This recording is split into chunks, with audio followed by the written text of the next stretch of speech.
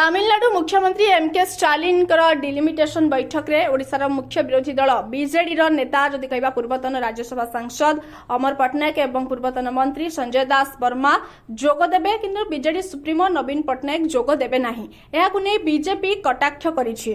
तबे कहा जाउछि जेतेबेले खाद्य जोगाण मंत्री कृष्णचंद्र पात्र कहिसेंती जे बीजेडी निजर सुरक्षा पाई विभिन्न दलर कैंप को जाई पारे। एहा तांकर निजस्व निष्पत्ति। जेउ टीम मैच खेलिबार नाही सेही टीम जाई विदेश रे बुलिबो तार कोनोसी माने नाही। तबे बीजेपी एवं एनडीए पूरा देश एवं राज्य को चलाइबा पाई सक्षम।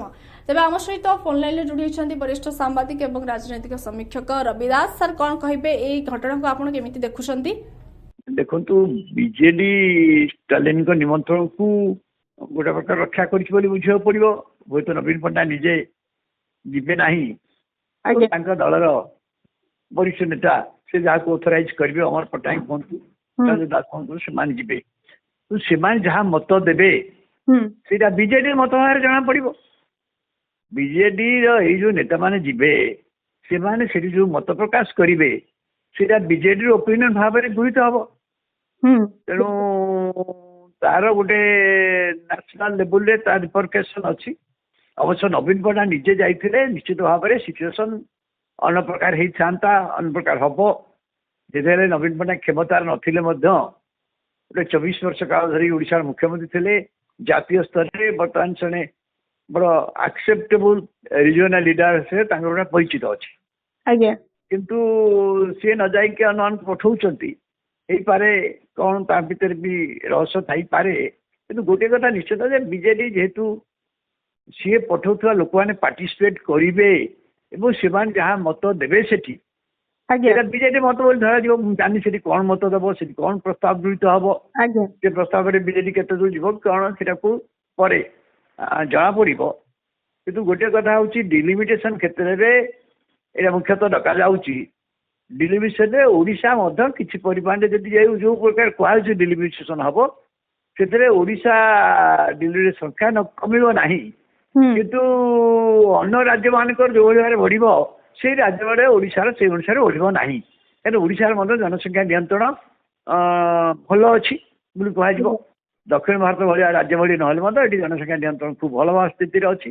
तेणु आसन संख्या से अनुसार बढ़नी जहाँ उत्तर प्रदेश बढ़ बिहार में बढ़ भी ए संक्रांत बीजेडी आभिमुख्य कौन कारण बर्तमान गोटे आभिमुख्य प्रकाश पाँच आसन 30 वर्ष में आउ डिलिमिटेशन केवल निर्वाचन मंडली एपट सेपट करे किंतु संख्या बढ़ेबा ना यही गोटे मत बर्तमान सारा देश में प्रकाश पाँच तो से बैठक आवश्यकता हो पारे डिलिमिटेशन हो पारे। तार बड़ कथा सेंसस ही ना सेंसस हेले ही जहाँकि संभव सेंसस केबे होउची जना ना। तेणु यहाँ टे आगुआ हो जाऊँगी भावी बीजेडी अवश्य स्टालिन डीएमके को आगुआ नौ कहीं सेठारे 2026 निर्वाचन अच्छे 2026 निर्वाचन में ये गोटे प्रमुख प्रसंग भाव से आसो जमी भाषा कथा से आसो यही कथा निमंते आसो। तो बीजेडी से बाट जीव बीजेडी भाषा विषय बर्तमान किसी आभिमुख्य नहीं कि डिलिमिटेशन विषय से आभिमुख्य जब निए यार गोटे जातीय स्तर निश्चित प्रभाव पड़ो निश्चित भाव पड़ो अन्य दल मैंने सामिल हे धीरे धीरे जो मैंने भावुं क्षतिग्रस्त है बोली किंतु यहीटा को गोटे जातीय एकता विरोधी बोली व्यवस्था बोली भावुनी यहाँ गोटे भारतवर्ष को एकाठी रखा हेले प्रत्येक अंचल जो मत अच्छी आ प्रत्येक अंचल भावुचे जेहेतु भाषा भित्ति देशर राज्य मानक विभाजन होती प्रत्येक राज्यर पार्लियामेंट रे प्रतिनिधित्व हिसाब से बार्गेनिंग पावर अनेक परिमाण निर्भर करुच्ची।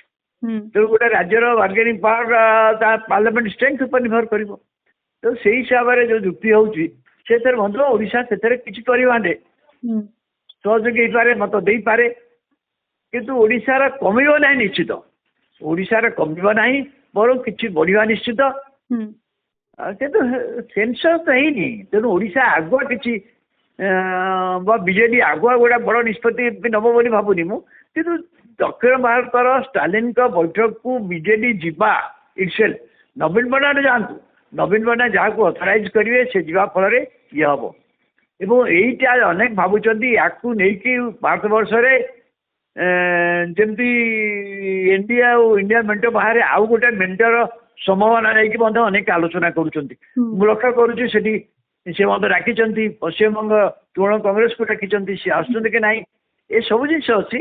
ତେଣୁ 22 ତାରିଖ ଯାହା ଆସନ୍ତା କାଲି ଏସବୁ ଜିନିଷ ମୁଁ ଭାବୁଛି ଅଧିକ ସ୍ପଷ୍ଟ ହେଇଯିବ କୋଉମାନେ ଆସୁଛନ୍ତି ଏବଂ ସେମାନେ କ'ଣ ନିଷ୍ପତ୍ତି ନେଉଛନ୍ତି।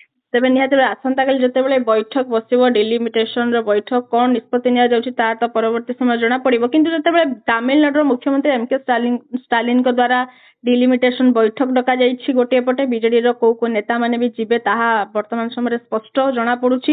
କିନ୍ତୁ ଅନ୍ୟପଟେ ବିଜେପି କଟାକ୍ଷ କରୁଛି ଯେ କଣ କହୁଛି ନା ବିଜେଡି ନିଜର ସୁରକ୍ଷା ପାଇଁ ବିଭିନ୍ନ ଦଳର କ୍ୟାମ୍ପକୁ ଯାଇପାରେ, ଏହା ତାଙ୍କର ନିଜସ୍ୱ ନିଷ୍ପତ୍ତି। ଯେଉଁ ଟିମ୍ ମ୍ୟାଚ୍ ଖେଳିବାର ନାହିଁ ସେଇ ଟିମ୍ ଯାଇ ବିଦେଶରେ ବୁଲିବ, ତାର କିଛି ମାନେ ବି ନାହିଁ। ଆଉ ଆମେ ବର୍ତ୍ତମାନ ସମୟରେ ଦେଖିବା ବିଜେଡି ଆଗକୁ ରହିବ ନାହିଁ ବୋଲି ସମୀକରଣ ବଦଳିଲେ କିଛି ଅସୁବିଧା ନାହିଁ ବୋଲି କୃଷ୍ଣଚନ୍ଦ୍ର ପାତ୍ର କହିଛନ୍ତି, ଖାଦ୍ୟ ଯୋଗାଣ ମନ୍ତ୍ରୀ।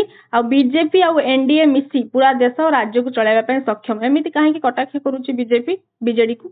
ବିଜେପି ନ୍ୟାଚୁରାଲି ବିଜେପି ମୁଁ ଯାଉଛି ଓଡ଼ିଶାରେ ବିଜେପି ଶାସନ କ୍ଷମତାରେ ଅଛି ଏବଂ ବିଜେଡି ଅଛି ମୁଖ୍ୟ ବିରୋଧୀ ଦଳ ଏବଂ ସେମାନେ ବିଜେଡି ଦେଖନ୍ତୁ ଯଦି ବିଧାନସଭାର ଶକ୍ତି ଦେଖିବେ, ଆପଣ ଆସନ ସଂଖ୍ୟା ଦେଖିବେ, ଗଲା ଭୋଟକୁ ଦେଖିବେ, ଗୋଟେ ଶକ୍ତିଶାଳୀ ବିରୋଧୀ ଦଳ, ଏମିତି କିଛି ହାଲକା ବିରୋଧୀ ଦଳ ନୁହେଁ।